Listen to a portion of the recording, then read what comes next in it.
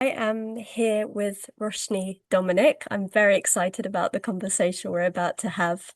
And I'm excited to meet another Roshni. It doesn't happen to me that often, in my circles anyway, Likewise. maybe. Yeah, so it's always, yeah, nice to meet a kindred spirit with the same name. Mm. Um, Roshni is a trauma-informed sex coach who helps women and non-binary people reconnect with their bodies, their pleasure, and their erotic selves through through a trauma-trained somatic approach to sexuality.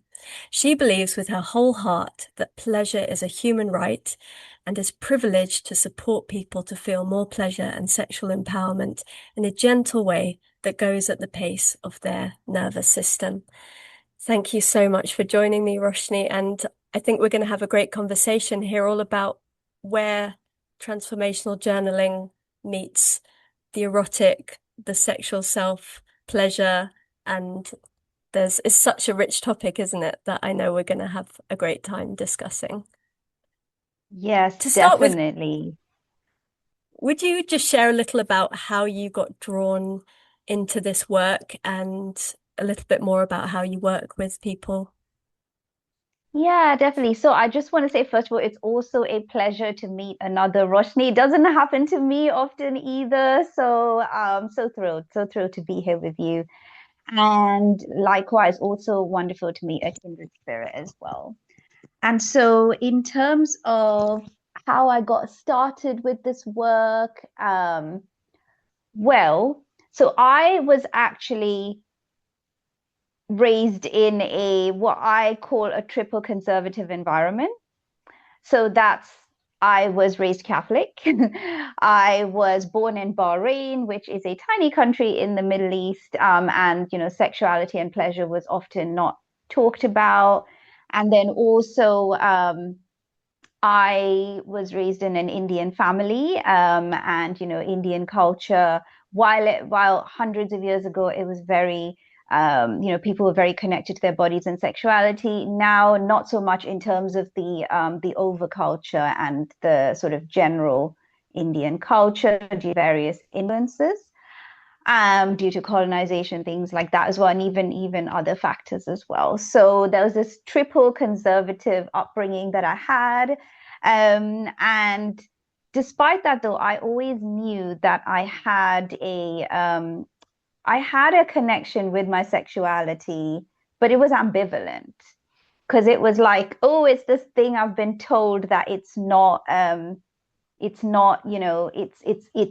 like Catholicism was like, stay away, it's evil, only, use it for procreation. And then Indian culture didn't speak much about it at all, but it was all like in the Indian movies. It was only suggested. There was no kissing on screen back in those days or anything like that.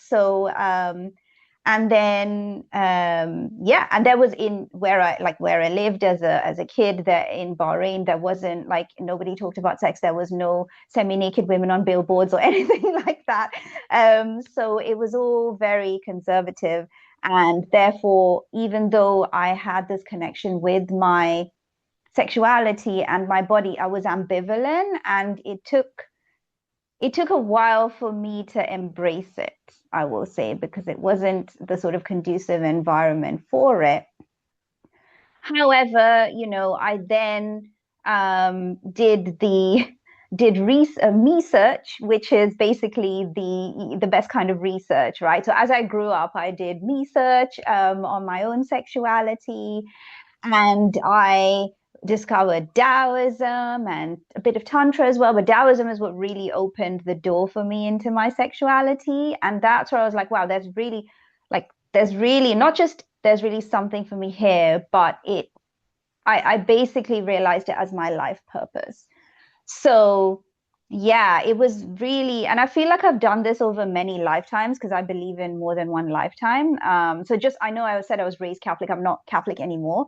And, I'm not religious at the moment, but I am spiritual. And I do believe that, I've had many lifetimes and I was doing this sexuality work in many of them, I believe. And here I am again in this lifetime, to, really support people, so women and non-binary folks who are assigned female at birth to discover their own pleasure and their own sexual power, help them connect to their bodies more in a gentle way. You know, I'm not going to force anyone to connect to their bodies, and that would be counterproductive anyway. It's about really titrating, and what I mean by that is step by step, drop by drop, slowly connecting back to our bodies, our sensuality, sexuality, sexual organs. And so I've really found that it is my life purpose. And so the point I want to really say is that all of that triple conservative upbringing was not enough to keep me from my life purpose, because it was so strong. And I'm just so honored and privileged to have this life purpose and to support others in this way as well. Thank you. Wow, what a journey and what a transformation. Yeah, And definitely. I mean, for sure.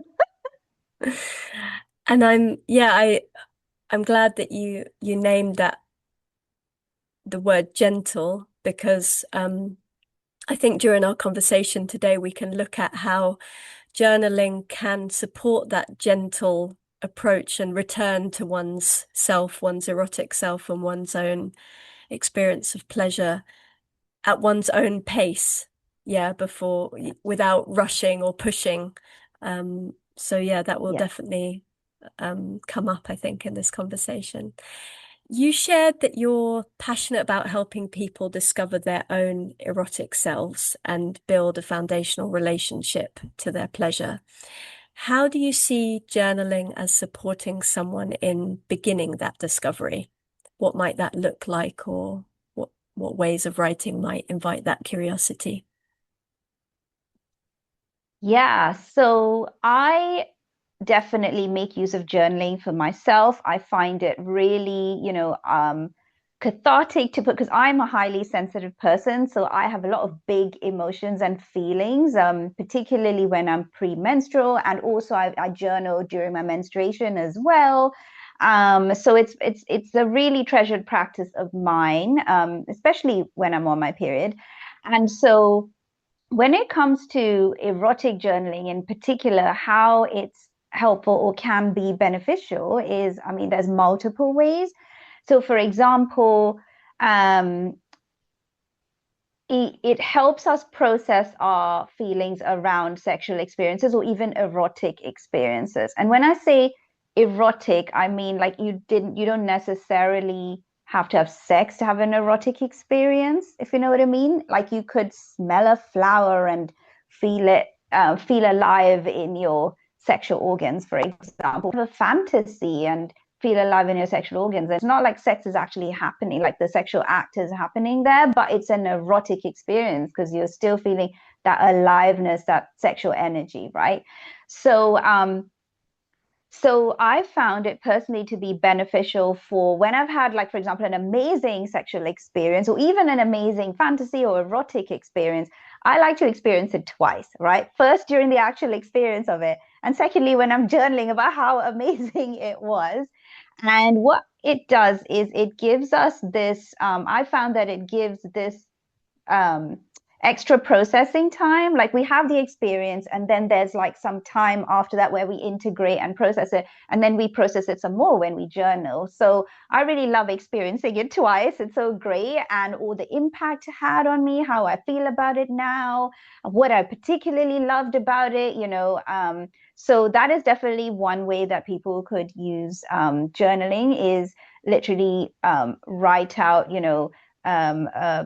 to process like their, for example, amazing sexual experiences. And it doesn't always have to be the firework sexual experience. So that's my second thing I want to say, how people can use journaling is they can also just I'm sorry, my earphones keep falling out. But it's okay, this is real life and we roll with it. So essentially the second way that they could use journaling for like erotic journaling essentially is they could write about any sexual experience they've had, and even if people are not having sex at the like sex currently, they could write about an amazing sexual experience they had previously, or something where they felt like, or if they are having sex currently, they could be like, okay, what did I like about that? What did I not like about that? What did I wish, what do I wish would happen? Or what did I wish would happen and it didn't?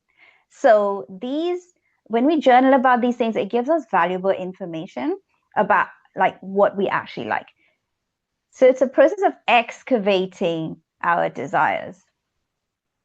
And I really want to pause here because it's so important to like excavate. I've used the word excavate because the number of times I've heard women in particular say, I don't know what I want in bed. So how would I even know what to ask for? Right.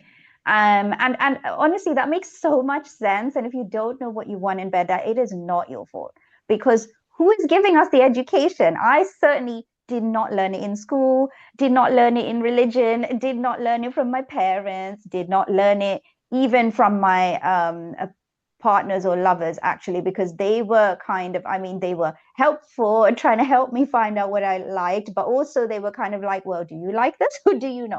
Right. So I think it's really important for us to, where possible, excavate and explore what we like and what we don't like and what our desires are. And that's where journaling can really help, is when we write down about different sexual experiences, this is what I like, this is what I didn't like, a pattern might start to emerge. And then you can be like, oh, it looks like I really like the spiritual sex, the sexual experiences that felt really spiritual and like I was one with the universe.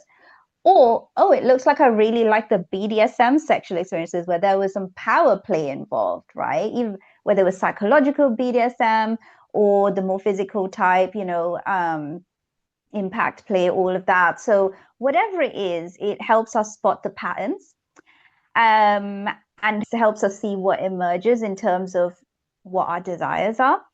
And then the other thing is you might like to journal about your fantasies if you have any, which, many people have many fantasies, and journaling about those can also help us excavate, what was special about that fantasy?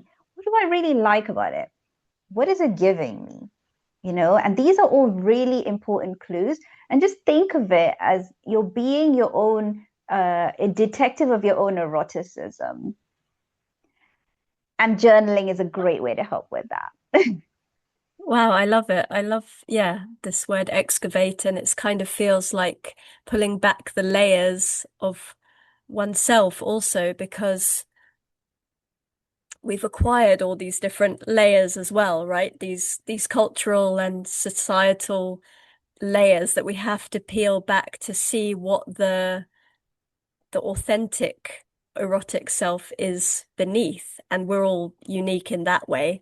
Um, Yes. but I also want to just ask, it feels like we can't talk about this topic without uh, opening the Pandora's box of difficult sexual experiences and also Right. uh, shame and guilt, also these things that we've taken on, either that we've experienced in our lives, negative experiences, abuse and so on. And of course, journaling will uncover those experiences too. So how do you, in your trauma-informed practice, support that process without going into too many details, but just how might someone stay safe, I suppose, is what I want to know while this excavation process is going on, let's say. Yeah, such a good question. And thank you for asking it. So, definitely, sexual trauma is a very difficult subject, for a lot of people, and understandably.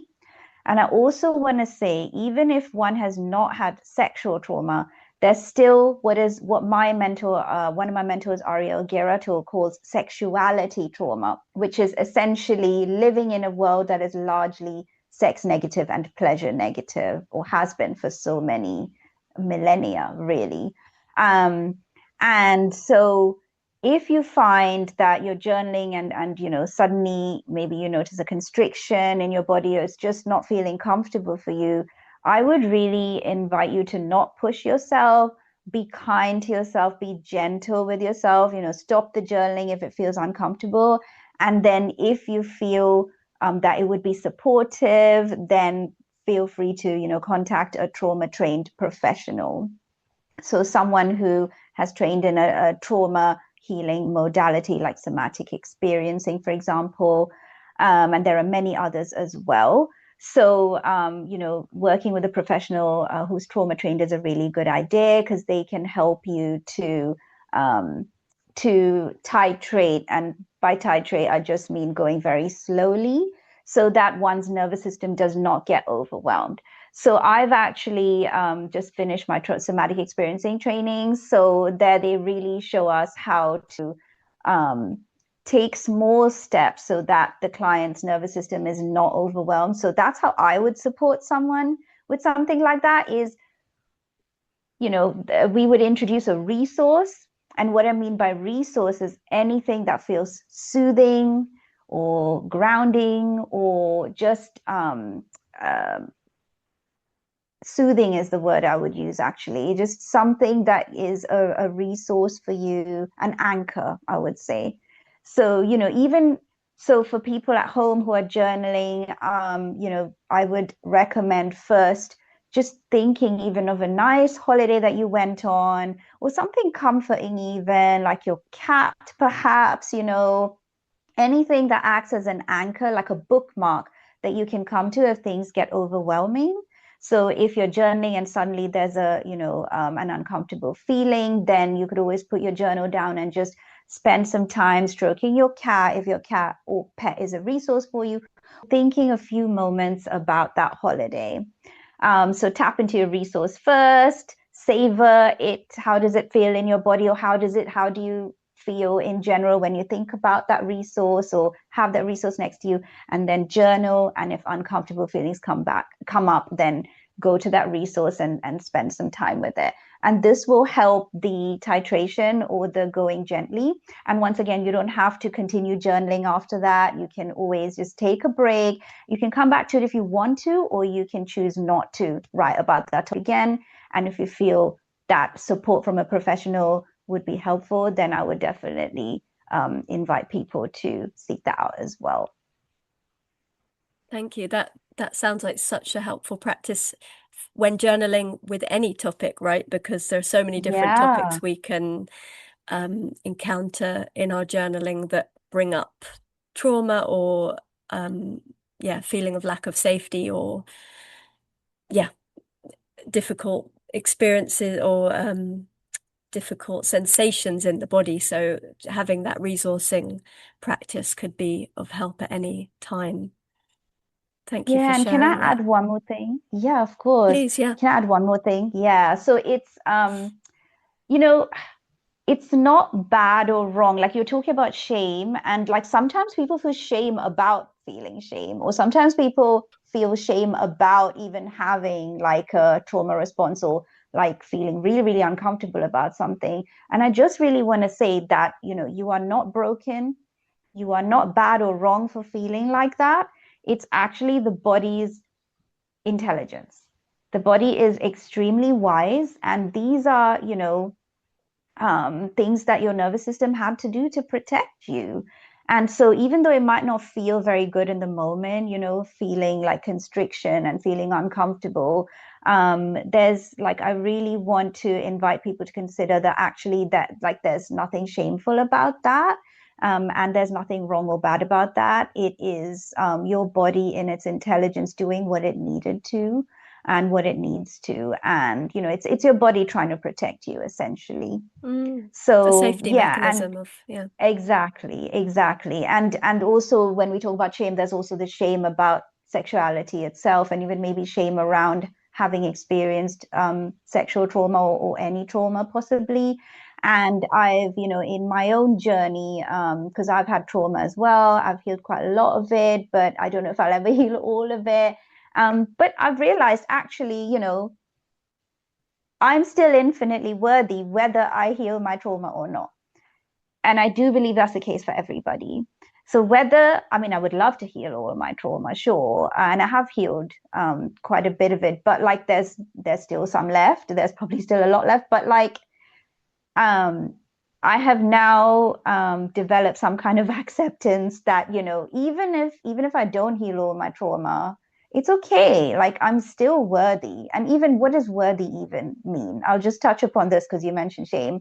Like worthy, unworthy, I think first heard this concept from Alyssa Nabriga, but she was like, worthy, unworthy, these are all concepts made up by the mind anyway.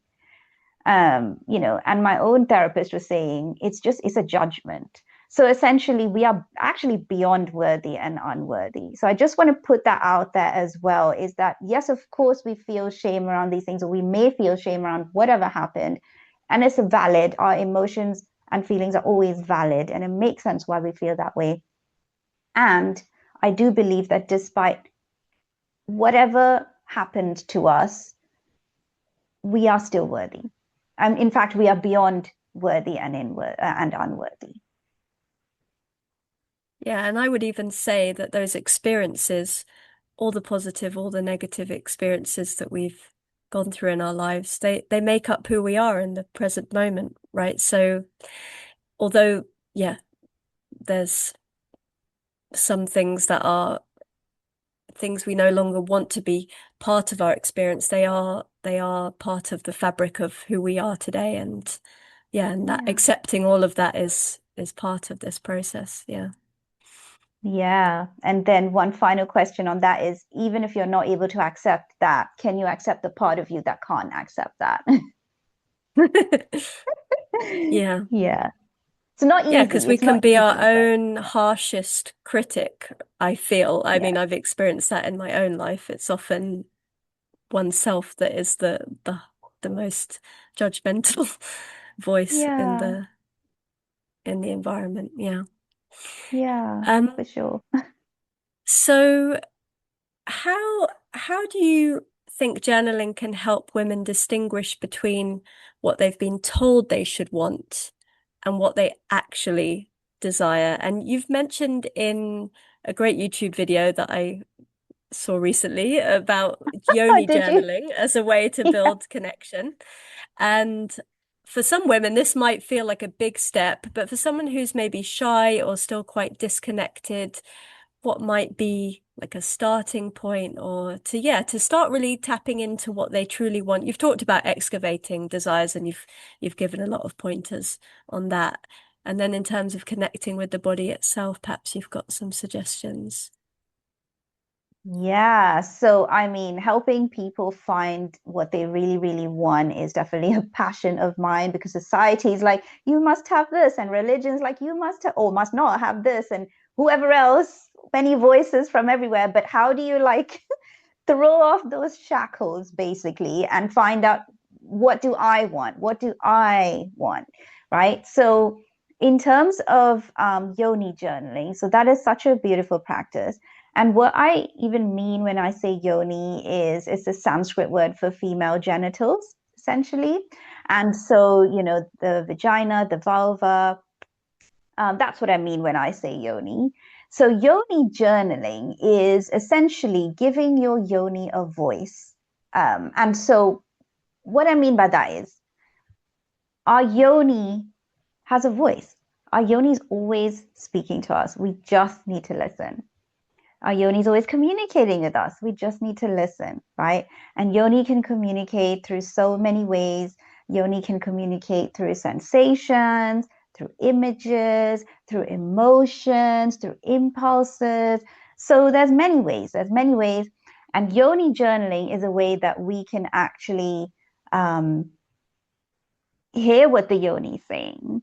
So what yoni journaling involves is it's actually a very simple but profound practice, and it is essentially embodying your yoni and then writing as your yoni. So writing as her or them or whatever pronoun you use for your yoni, whatever pronoun your yoni has, writing as your yoni. So if your yoni could write, what would your yoni say? That is essentially yoni journaling. So embodying your yoni and then just start writing. No editing. I invite you not to judge what's coming out or anything, and really feel into your yoni. It might help to visualize your yoni. I like doing that as well. And then just writing and even drawing out what comes out. Like, and this applies to all journaling, I feel, is you can write. That's definitely beautiful. And you can, if images are coming, that's really powerful too. So that is yoni journaling in an essence.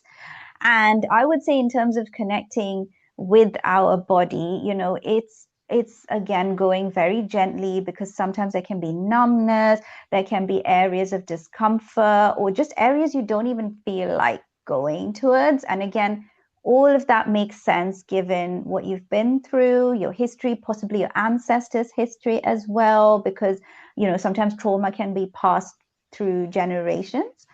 And so all of that makes sense. So the first step is not making yourself wrong for that.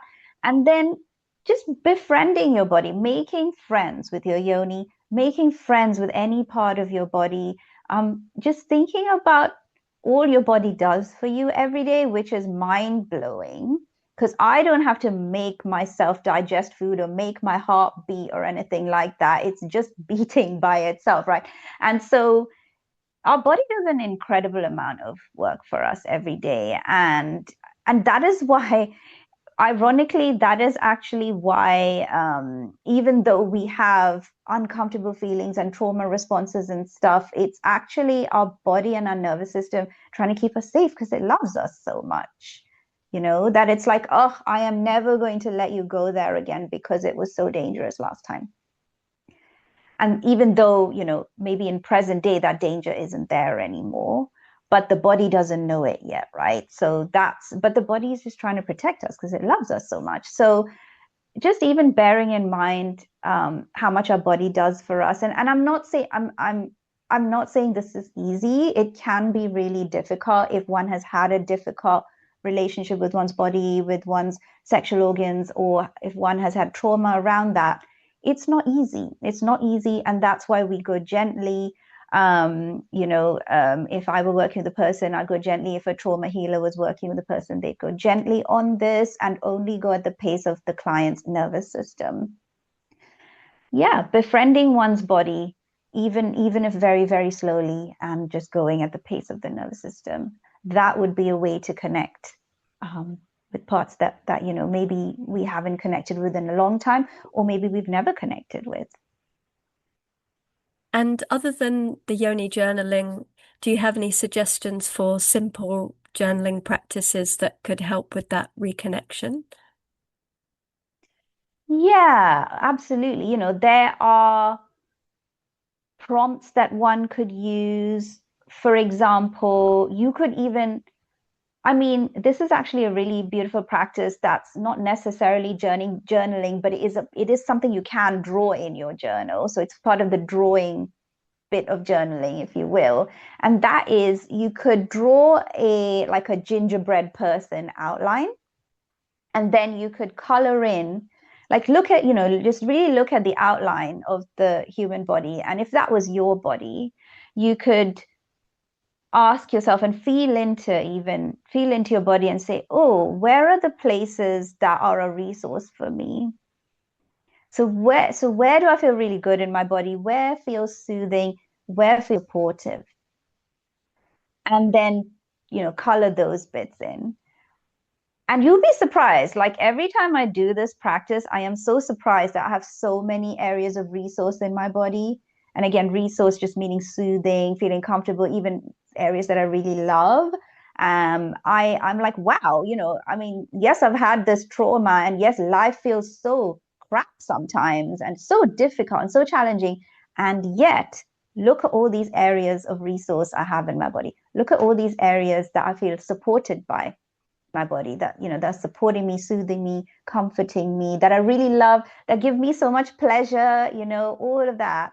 Because I don't want to forget mentioning pleasure here, because it's not just about surviving, it's about thriving as well when possible, right? So that's another practice, just the gingerbread person, and just showing. And then you can draw another gingerbread person in your journal, and then color in, the parts that are difficult to connect with, parts that might be numb, parts that might have had trauma, parts that you feel really annoyed with or angry with, upset with, parts that disappoint you, you feel they've let you down. You could color them in too. And then you might, communicate with that part. You could journal as that part. You might even put a hand on that part, but only if that part wants you to put a hand on it. It's always, I really recommend checking for consent before putting, especially before putting your hands on body parts, even your own body parts, being consensual with your own body, and just saying, hey, and it has to be authentic, right? So you can say, I'm sorry I treated you that way and that I haven't connected before, but only if it feels true for you. But otherwise, just saying, hey, just say hello to it. That's how you would, like, if you had a neighbor that you didn't talk to all this time, you wouldn't expect them to suddenly be like, hi, come in for tea, right? They'd be like, you didn't chat to me for a long time. What do you even want? Right? So it's up to us to be gentle and be like, I'm so sorry if we mean that. I'm so sorry if it's genuinely we mean that. I'm so sorry I haven't made an effort to connect with you before, but just hi. I just want to say hi. And then the next day you might be like, hi, do you want to come over? Or you might not even say that. You might just say, do you want to have a longer chat today? Or how is your day going? Just even that, right? Like just tiny steps. Yeah, I love that because the irony is that those parts of us that are numb, we're not even aware of them often, right? Because they're numbed. Yeah. So it's like they're not even within our Mhm. field. And then just that simple act of acknowledging those places has the capacity to bring a shift, no matter how tiny. But that's just that, turning the attention, acknowledging that part of oneself and saying, yeah, I see you there.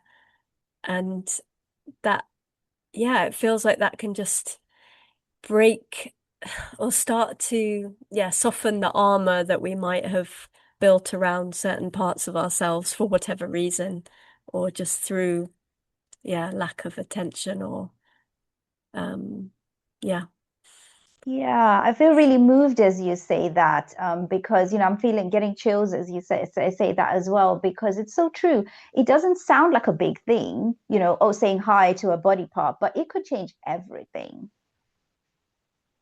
yeah, Yeah. thank you. Yeah.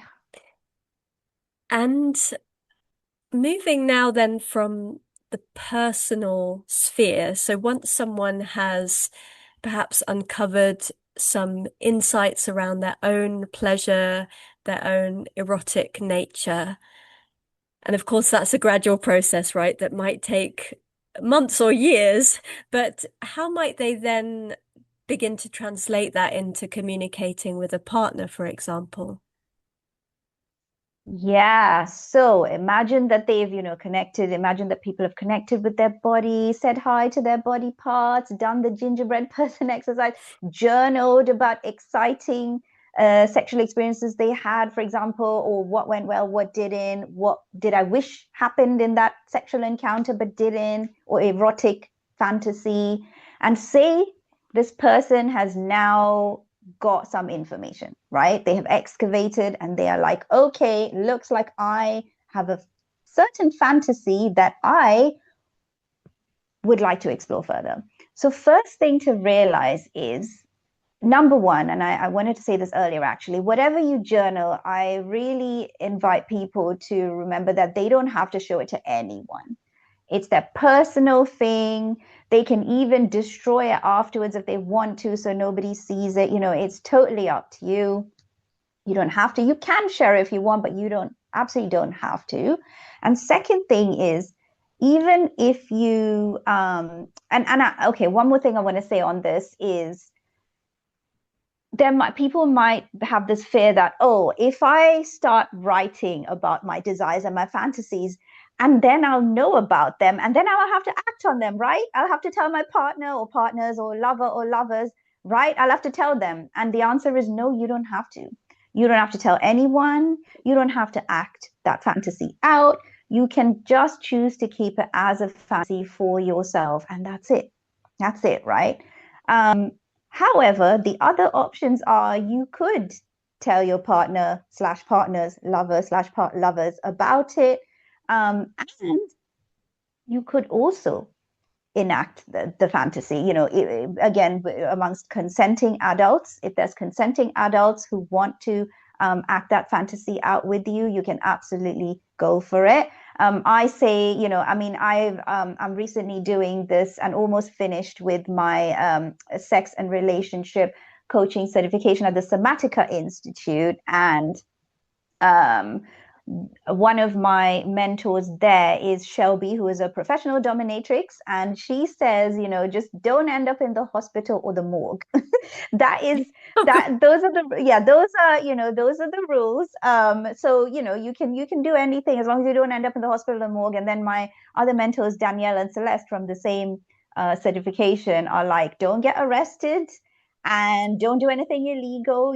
Those are also rules. So there are definitely things we can't do and shouldn't, but like apart from that, there are way less rules than we think. So um coming back to the fantasy, say you've executed a desire or a fantasy, you can choose to keep it for yourself, or you might communicate that with your partner or lover, for example. And this can be, if you choose to do that, this can be a very vulnerable conversation. Can be, doesn't have to be. But if it's particularly tender and you're worried about how that person might react,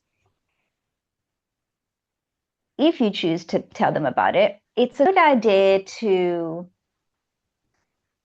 let them know, hey, choose the time that you think would be right and say, hey, I would like to have a vulnerable conversation and request about an erotic desire that I unearthed. Are you available for that right now? Is this a good time? And then that person can let you know, oh, this is not a good time. I'm really busy. I can't be present for you. Or, okay, yeah, this is a good time. Go ahead, tell me about it, right? Tell me more. And then what I would recommend people say is, I really, I was journaling, for example. You have to say you were journaling, but if you want, you can be like, I was doing this erotic journaling, and I found out that I really want to, and then XYZ, whatever the desire is. And then and have this empathetic, this vulnerable conversation with the partner or lover, and then the partner or lover can react in many ways, right? Like, because they are a sovereign being and we actually can't control people, or we can't control how they react. Unfortunately, I have tried, it's not possible. So, and if someone does something because they're forced to do it, they're even less likely to do it the next time. And it's not ethical to force someone to do something, right? So they could react in a number of ways. They could say, oh my God, amazing. Oh, I never thought you'd ask. Let's go do it, right? And and again, I should have said, like, the person would be like, oh, this is my fantasy. Would you like to enact it with me? Or would you like to try that in the bedroom next time, or when we have sex, or an erotic experience? So you might say, yes, let's go. When are you free, right? Let's do it right now, that kind of thing, which is great. Or they might be like, that's interesting, but I'm open. Like, they might be curious, or they might not be like, oh my God, let's go do it now. But they might be like, oh, that's interesting. Tell me more. Or I suppose I could give it a try. And it's really important to let the person know when you're making this request that they only have to do it once. They don't have to again if they don't want to. It's just literally dipping a toe in the water and just trying it once. And then the other possibility is that they might be like, okay, that's a hard pass for me. I'm not doing that, right? That might be really hard to hear. And we do need to be prepared for disappointment, because it might happen. I'm not saying it will, but it might, because that's another sovereign human being with their own likes and dislikes, preferences, boundaries. and they might not be up for it, and they might not even be up for doing it once. And so then it's about how do we sit with that disappointment, which can be really hard. And if that's really tough, again, I invite people to work with a professional who can support you in that. But those would be that would be the way to communicate, and then also what kind of responses one might expect as well, and how to deal with that. Does that sort of answer your question? Yes, for sure. And as you're talking, I'm thinking I can imagine journaling could be a good way to either prepare for that conversation, like to almost to because it can be difficult to Yeah. raise this topic maybe out of the blue or in a Oh, yeah. relationship that's had a different way of working, right? So maybe the journal could be a place to explore the wording one might use or to explore how one might deal with varying responses to the request as a way of, yeah, preparing for such a proposal or, yeah, a communication like that. Absolutely. Absolutely. One might journal about one's fears about talking about this, how one might deal with it, with whatever response or reaction one is going to get. Because you're absolutely right. It is so vulnerable, especially if you just discover this amazing erotic desire that you yourself didn't even know you had, and then the journaling revealed it, and now it's so tender to like reveal it to someone really close to you, and how they're going to react. So journaling can definitely can help with all the big feelings that might come around that as well. And the other thing that could help is role playing. And again, I would maybe a trusted friend, someone who's grounded, someone who can support you through this, or with a practitioner, because I do help like people with role playing, these difficult conversations as well. And it can really help to sort of know what to say. And also, like, that person who's role playing with you can give you feedback. Oh, that sounded a bit harsh. Oh, that didn't sound assertive enough. Oh, that didn't. Oh, now it just sounds like you're like desperately begging, like, which you shouldn't have to do. Like, you can just be like, this is my request.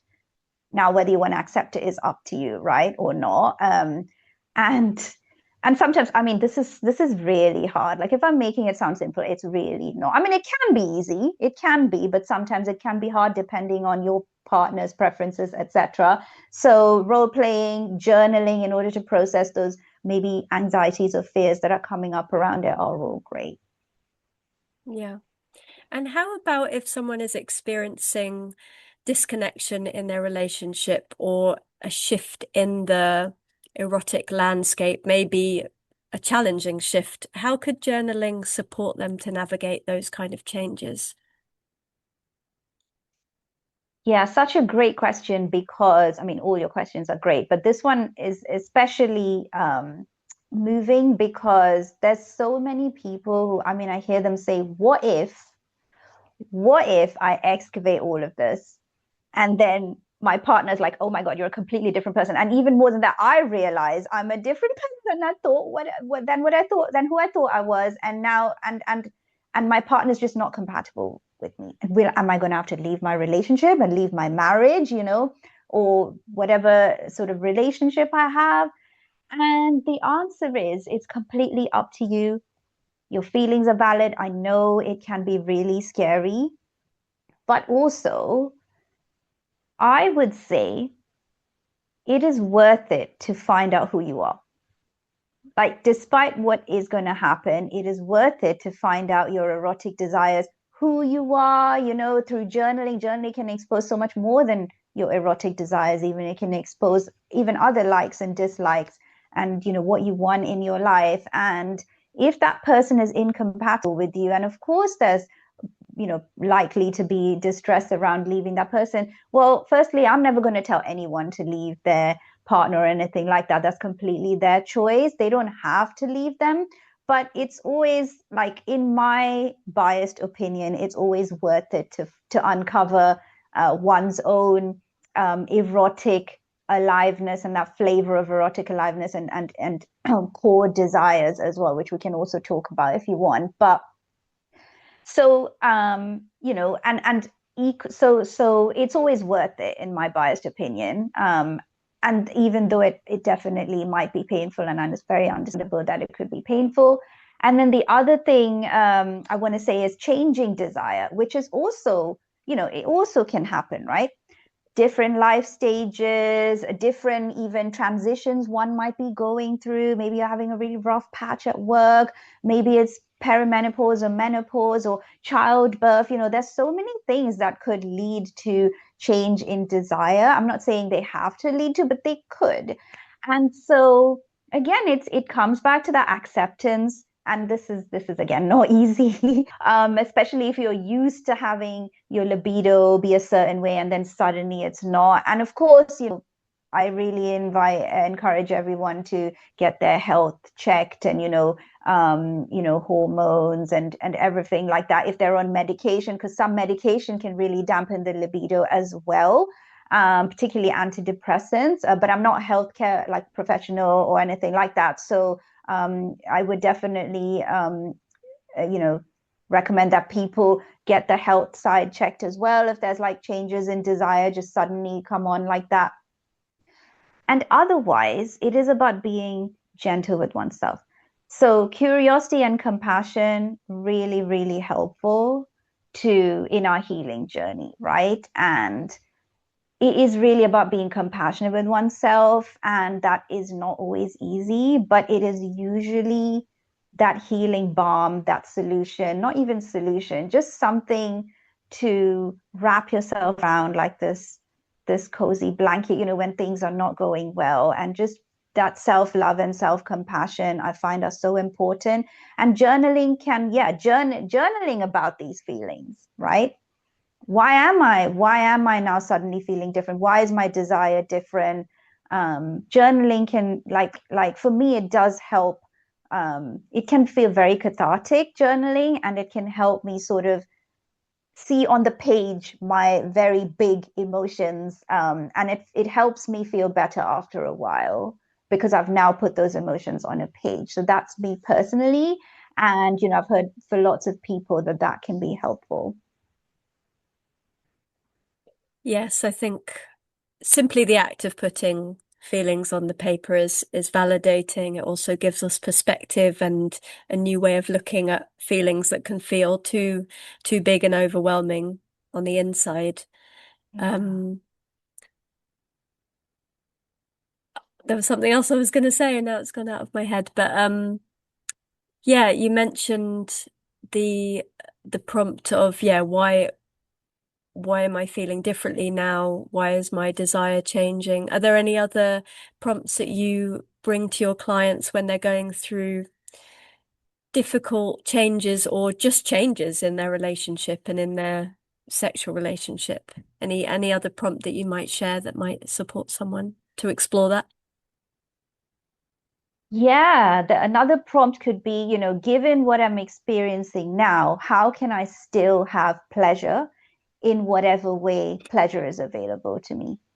For example, someone might have, a long-term illness, for example, long COVID, and then maybe they're running out of energy to do anything, and they don't have enough energy to have sex, or orgasms completely wipe them out, and in their energy levels. And so something they could do is just hold, if it brings them pleasure, is just hold hands with their partner or partners and just listen to some beautiful music. It doesn't even have to be sexual. You could just think about even the sensual pleasures, meaning any of the senses. What pleasures? Beautiful music, or is it something visual like a beautiful piece of art, or is it nature? Is it a delicious piece of food? I am such a big fan of enjoying food, any pleasure, honestly, but food as well, so good. And then is it something beautiful you can smell? Is it this amazing flower in your garden or in the park? Or is it a beautiful essential oil that is just like you have a party inside you when you smell it? Like there's so many ways. I'm just a big proponent for pleasure in general. It can involve sex, it doesn't have to. It can literally be any kind of pleasure.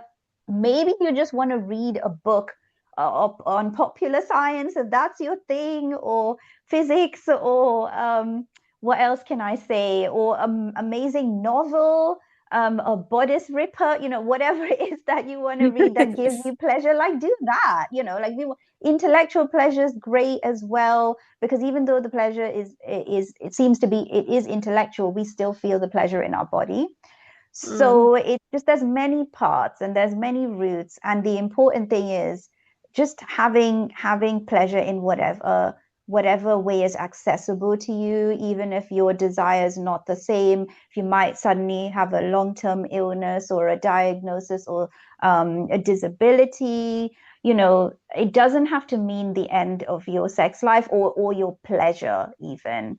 And again, it's not about putting pressure on ourselves to have pleasure. Like sometimes it can, I know I do. So I'm like, why am I not? Life is so difficult. I haven't had any pleasure. Should I not be having pleasure right now? And again, bringing that kindness and self-compassion about, well, actually, I don't feel like having pleasure right now. Or, oh, that's a good point. Actually, just me sitting on this couch right now, I'm just thinking of the couch that I sit on, which is in that direction. And it's so nice just feeling the cushion underneath me. Like it's just that. Like just that is has brought me so much pleasure. Just even feeling the pulsing of, like there's a pulsing sometimes under my, like in the soles of my feet, that happens normally premenstrually or during menstruation. And for some reason it's happening today as well, which I really love. And it's so pleasurable. It's so pleasurable. I can't explain it. I don't need to. I am just going to sit back and enjoy it. It's not anything big, but it is so big if you think about it, because I think pleasure is just so underrated. Because again, it's that going from surviving to thriving. mm. Thank you. It really makes my heart sing hearing you talk about Oh, pleasure and these simple pleasures and bringing it back to that, because there's so many different forms that pleasure can take in our lives. And really, my wish in creating what I've called the Luscious Life Collective is really about that. It's about bringing pleasure into the day to day, and I bringing love bringing that. that aliveness and that richness and color into our moment to moment experiences, no matter what we're doing.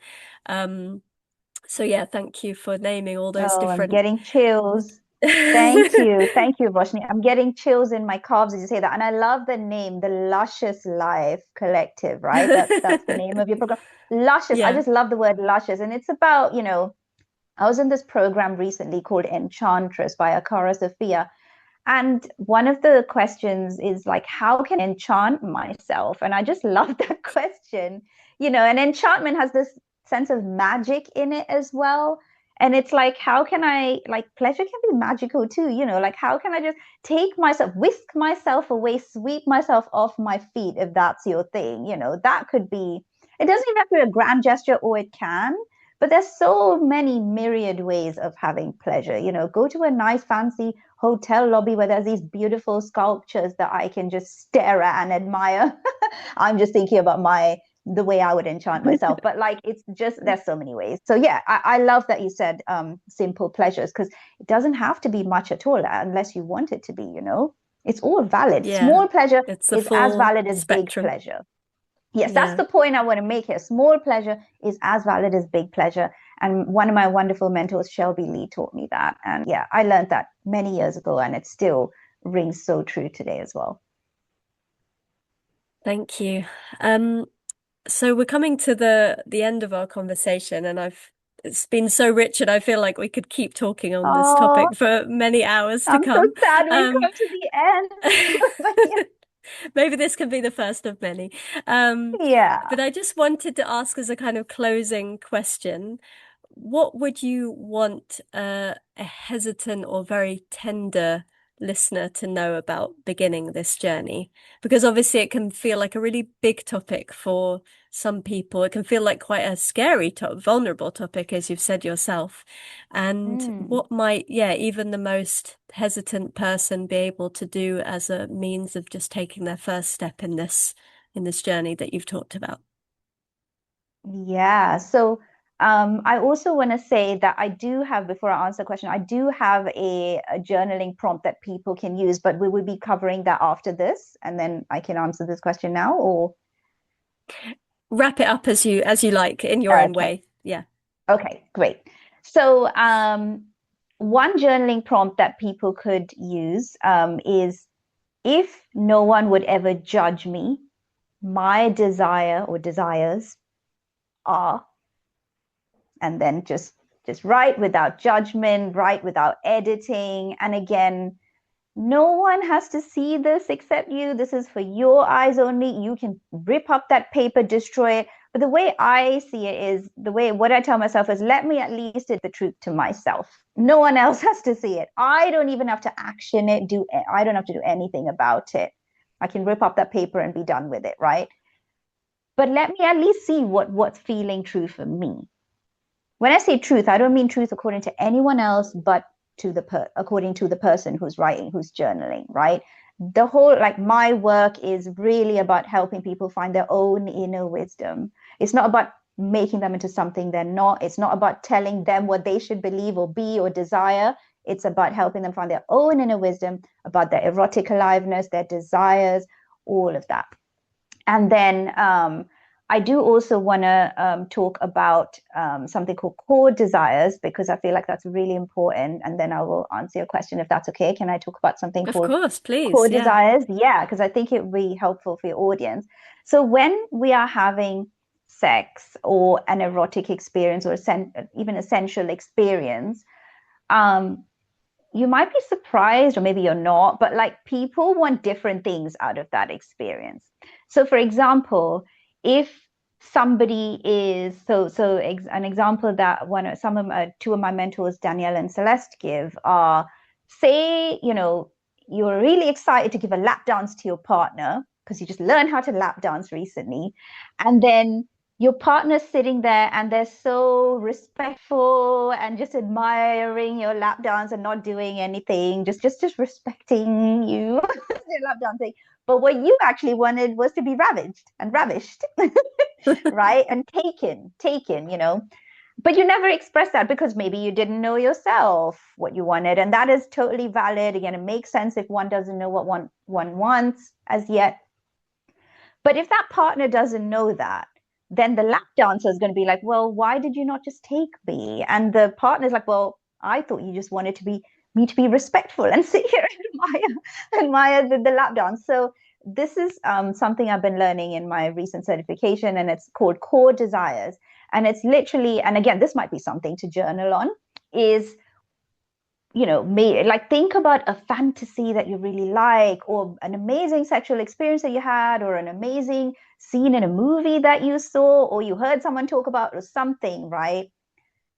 Something in a myth or a legend, I don't know, anything which really turns you on. And then think about, what are the elements there that turn you on? Is it that the heroine in that story is ravished?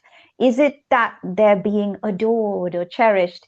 Is it that they are being degraded? Is it that they're being slutty? There's so many things, and none of it is wrong or bad. You like what you like. What turns you on, turns you on. There's no judgment here, right? And then journaling, and then that's the part of the excavation. Oh, looks like I want to be adored and cherished. Looks like I want to be taken. Looks like I want to have an amazing spiritual experience and feel like a goddess and be worshipped, right? All of this is great. Like, it's not just one person only has one core desire. We could have so many. Like, I myself am a sexual omnivore. I like I have so many core desires. So that's one thing one could journal on as well, is what are the precise things in those fantasies or those experiences that I really loved, or that movie or whatever it is that's really turning me on. And then maybe that could be one thing to, like, in that vulnerable conversation with a partner or lover, is like, hey, next time I do a lap dance, can you ravish me? you know and so that's that. And then I want to answer your question on how someone who might be hesitant, or maybe not so sure about this whole erotic journaling excavation thing, how can they take some steps towards this, right? So to them, I would say, firstly, your feelings are valid. Society, at least where I lived and even where I live now in the UK, like it's not like people are going about teaching this stuff all the time. It's not taught that much in schools. It's where I say that much because I got some sex ed in the school over here in the UK, nothing in my school in Bahrain. And it was about how to put a condom on a banana. Okay. It was not about how to Yeah. have sex. And it was not about how to have pleasure or how to have amazing pleasureful sex or anything like that. So if you're feeling hesitant, it really is valid and it makes sense and it's okay that you're feeling this way. There's no judgment about it. And I would really invite you to take tiny steps. So, tiny, tiny steps. Maybe just buying a journal. You don't even have to open it unless you want to. Maybe it's drawing in your journal instead of writing. Maybe it's just writing one page or drawing one picture and then shutting it and just locking it away. Maybe it's destroying your journal after you've written in it. Maybe it's like a voice note to yourself. Maybe it's not even starting with sexuality, just having those small pleasures, those sensual small pleasures, like 1% pleasure, that amazing essential oil, that beautiful rose, that even just hugging oneself and squeezing one's arms or feeling the couch underneath your seat and or the ground underneath your feet, just small pleasures. And then one can build from there because there is this amazing thing called erotic neuroplasticity. And that is where even if one feels numb or shut down or not feeling much pleasure at all, pleasure can be developed. It can be developed. One's interoception, which is basically a fancy word for feeling what's going on in the body, sensations, etc., it can be developed. Like the one can develop, like after doing my somatic experiencing training, I feel so much more in my body because like that mindfully observing sensations is actually a part of that training. So it can be developed. Like I mean, I'm sure everyone's heard of neuroplasticity, which is, the brain's ability to increase in areas that are, for activities that are used more. And there's also erotic neuroplasticity. So it's absolutely possible. So to to um to take how do you say, go on, like step your way to it, if you know what I mean. Like let's have stepping stones to the pleasure. So the point I really want to make here is you can go slowly. You don't have to rush yourself. You definitely don't want to overwhelm yourself. Take it slow, be gentle with yourself, lots of self-compassion. Don't do things that you're uncomfortable with. You can go to your edge, but don't go over it, right? If your edge is, ooh, that's exciting. Ooh, I wonder what would happen if I did that. And it's not really something I'd normally do, but I'm kind of thrilled by it. So that's kind of like the edge. But oh, if I go a bit over that, that is going to now overwhelm me. Like, so don't go to the overwhelm, just only on your edge, but not over that. So that's what I would say. And you'll notice your edge will grow gradually and your comfort zone will expand as you do that. But the key and the point I really want to make here is go slowly, go gently, step by step, drop by drop, rather than too much all at once. Thank you. Thank you so much for sharing your expertise. I can see that you've just got a wealth of knowledge that Oh, that you're really on a mission to share with the world. And I love hearing you speak about this topic. How oh my would goodness. Thank you so much. how would my community connect with you if they'd like to explore your work further, Roshni? Yeah, so I have my website. It's roshni.live. So www.roshni with one I dot live. Yeah. Yeah. And I have, I'm going to put more videos on my YouTube channel, but I just need to like set that up properly. So I will sort of put on my website and I will announce to my email newsletter subscribers about, my YouTube channel further. But feel free to hop on my email newsletter and subscribe to it, which is also on my website.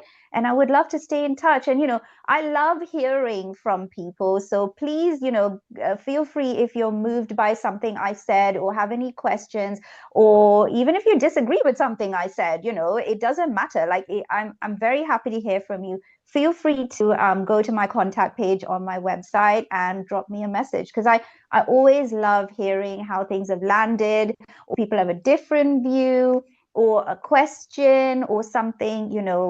I would love to hear from you. So please don't hesitate to send me a message on my website. Thank you. Thank you so much. And I've really enjoyed our Yeah, and conversation today. oh my goodness, Roshni, it has been such a pleasure chatting with you and sharing all these ideas with you. I've loved your questions, and I love that we followed our aliveness in this, and it's such an important topic. And I think you're doing such amazing work in the world as well, with the Luscious project and the journaling as well. So more power to you. I'm so happy that we had this time together, and it's been my absolute pleasure to be with you today. Thank you.